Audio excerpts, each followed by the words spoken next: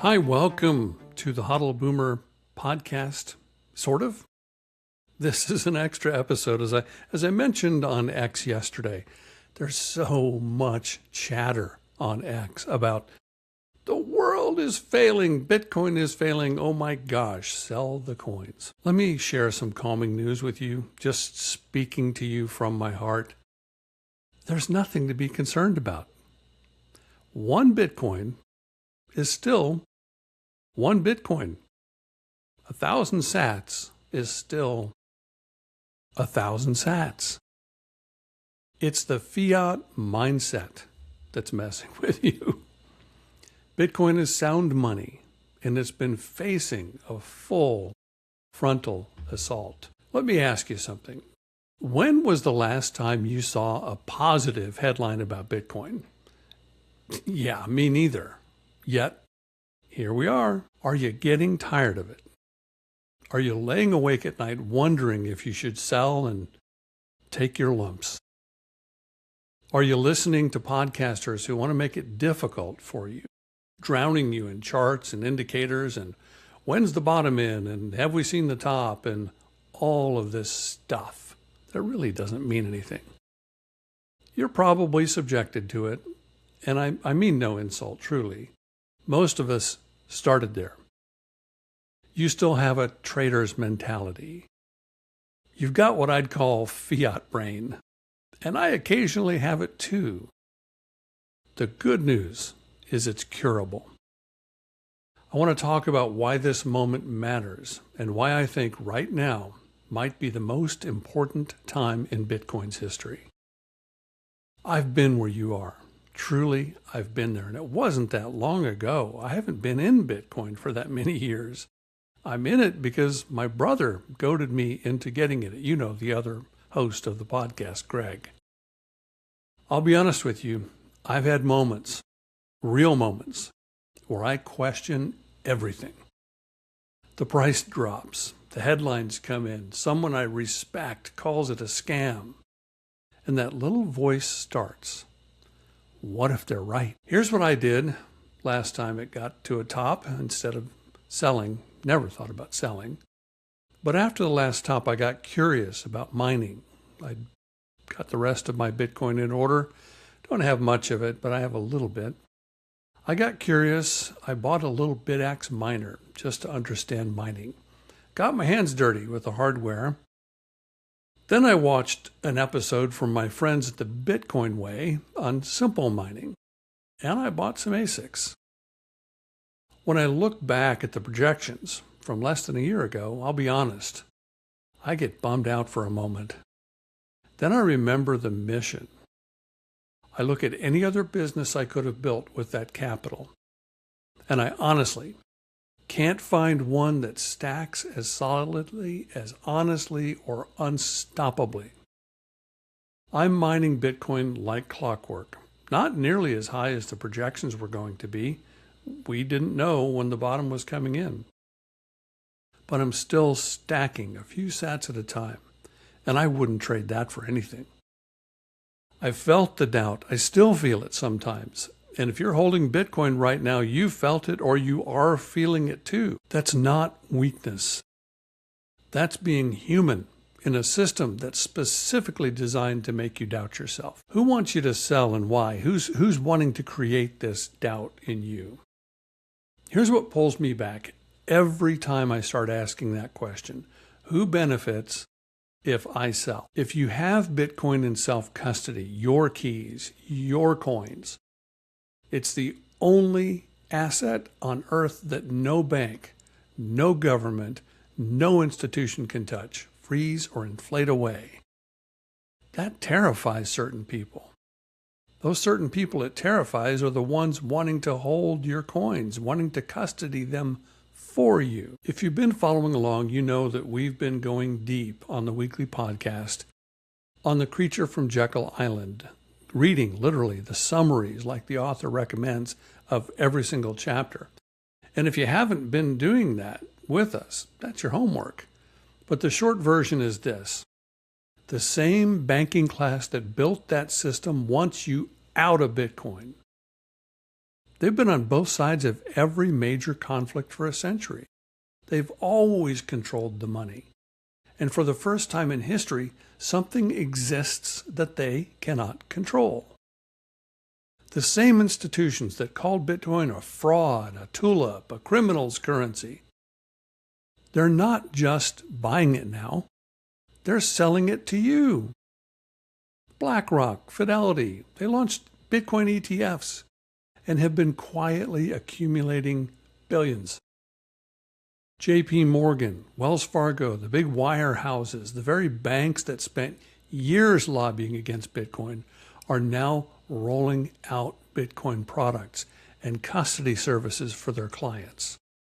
Let that sink in. They went from Bitcoin is a scam to let us hold your Bitcoin for you. Either way, they want a fee. Even if you choose to invest, and I use that word deliberately as opposed to transitioning to Bitcoin, they want to custody it for you. They don't want you sovereign. They want to stay in the loop of power and control. They want to custody your Bitcoin. They are absolutely scared to death of you custodying your own Bitcoin. They would still love for you to panic sell at the bottom or near the bottom or now. Don't do it. Don't fall for it. There's a fiat game that's being played intensely all around us. Look at what the smart money is doing. They're piling into tech stocks at insane multiples. Derivatives upon derivatives. And now they're pouring hundreds of, probably billions, into AI infrastructure and data centers. Buildings that are full of servers, burning through power with valuations built on projected future dominance rather than anything you can hold or verify today. Don't get me wrong. AI is real and it's very useful, very interesting. I use it. But ask yourself, who controls these companies? Who can dilute the stock, change the business model, or get regulated out of existence tomorrow? The answer is a lot of people, but not you. That's the game they want you playing. A game where they control the rules, the board, and the currency you're using to play it. Bitcoin opted out of that game entirely. That's not a bug. That's the whole point. So what Bitcoin actually is honest money, biblical money. Other world religions who appreciate fair trade, fair currency, fair money. Maybe for the first time in human history, we genuinely have honest money. It's rare. There will only ever be 21 million.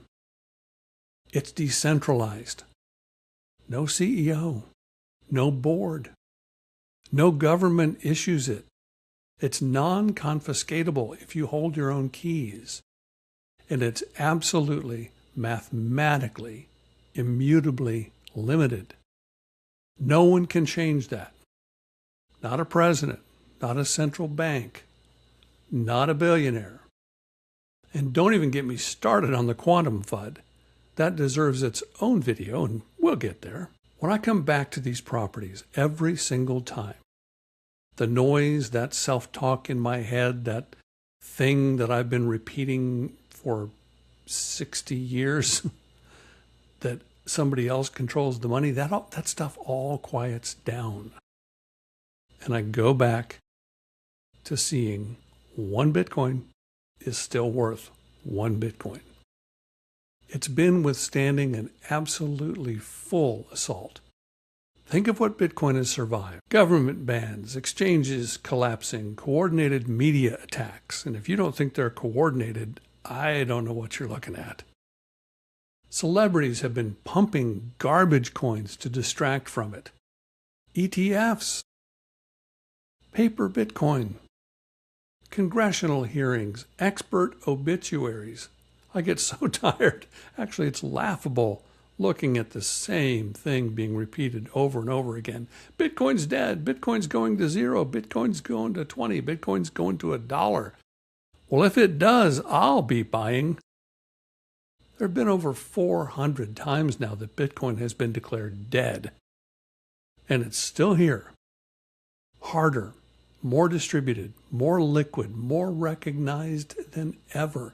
Nation states are buying Bitcoin and intending to hang on to it forever. This isn't surviving. This is proving itself. I said there's never been a better time to buy Bitcoin, and I mean it. So if you're still sitting there with doubt right now, I get it. I really do. I have moments of doubt. But when I study the facts, when I pray, and I become conscious of what's going on with Bitcoin, I ask myself, what's actually attacking Bitcoin? And why? Not because the answer is going to make me or you rich, but because the answer will tell us everything about the world we're living in, and why an asset that no one can control, manipulate, or confiscate might be exactly what this moment calls for. There's never been a full assault on Bitcoin quite like this one. And Bitcoin, the fundamentals have never been more sound. One Bitcoin is still one Bitcoin. It always will be. I'm looking forward to the day we can be a little more like this guy. Speaking of AI, I asked this to build this for me just before we jumped on. So anyways, sorry about the rant. I hope you get something from it. Stay tuned. We'll be back with the podcast on Tuesday. We love you. Calm down. Stay humble. Stack sats.